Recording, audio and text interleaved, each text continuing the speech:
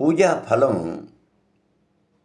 పూజ చేసిన వాడికి ఒక్కడికైనా, లేకపోతే మిగిలిన వాళ్ళకు కూడా లభిస్తుందా? ఇది చాలా చిన్న ప్రశ్న. ఇంట్లో యజమాని పూజ చేస్తూ ఉన్నాడు. ఆయన ఒక్కడి వల్లే అవుతుందా ఈ పని? అవదు కదా. అనేక మంది ఆ పూజకు కావలసినటువంటి సంబరాలని కూడా సమకూర్చాలి, ఏర్పాట్లన్నీ చేయాలి. చూడండి, ఒక చిన్న ఉదాహరణ. మనం ఏదో ఒక సమావేశం నిర్వహిస్తూ ఉన్నాం. సమావేశం నిర్వహిస్తున్నాము అంటే మనం వచ్చేసి సభకులారా మీరంతా రండి అంటే సరిపోదు.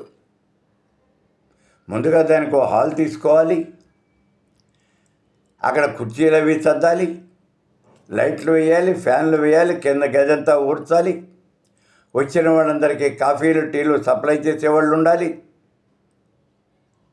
సభా వేదిక అలంకరించాలి, ఆ వేదిక మీద అందరినీ ఆహ్వానం చేయాలి. అప్పుడు ఈ సభ అనేది జరిగేది. కాబట్టి ఒక చిన్న సమావేశము, సభా కార్యక్రమం ఏర్పాటు చేయాలంటే ఇంతమంది యొక్క హస్తం ఉండాలి. ఇందులో ముఖ్యమైనటువంటి మైక్ పెట్టేవాళ్ళు. వాళ్ళు సరిగా మైక్ అనేది అరేంజ్ చేస్తేనే మనకి మీటింగు అనేది సవ్యంగా జరుగుతుంది.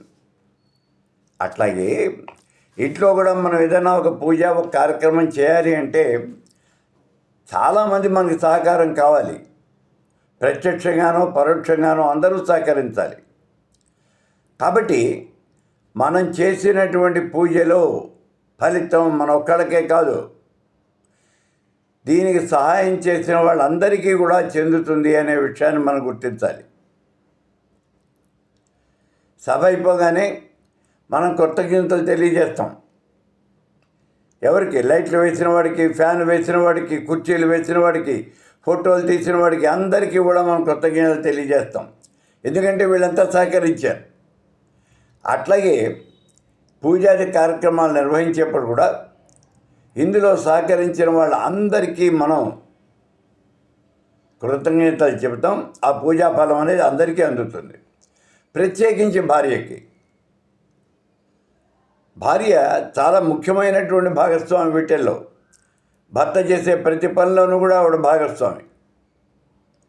కాబట్టి ఆవిడకి ఈ ఫలితం అందుతుందా అంటే తప్పనిసరిగా అందుతుంది.